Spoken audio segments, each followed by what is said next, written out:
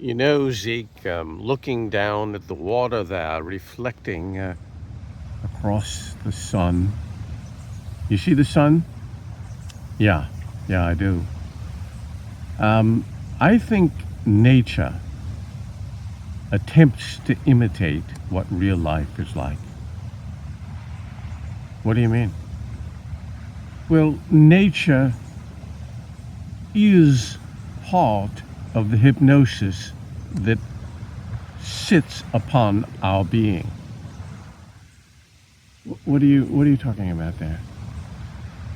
Our being stands by itself, but there is something within the things that come at us through the universe that makes it hypnotic.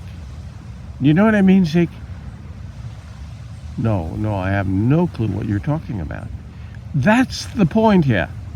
You see, as I expand upon this concept here, it becomes incomprehensible. And that is the hypnosis that stands before you and I. I don't know what you're talking about. Yes, exactly. That's it. That's exactly it. It's incomprehensible.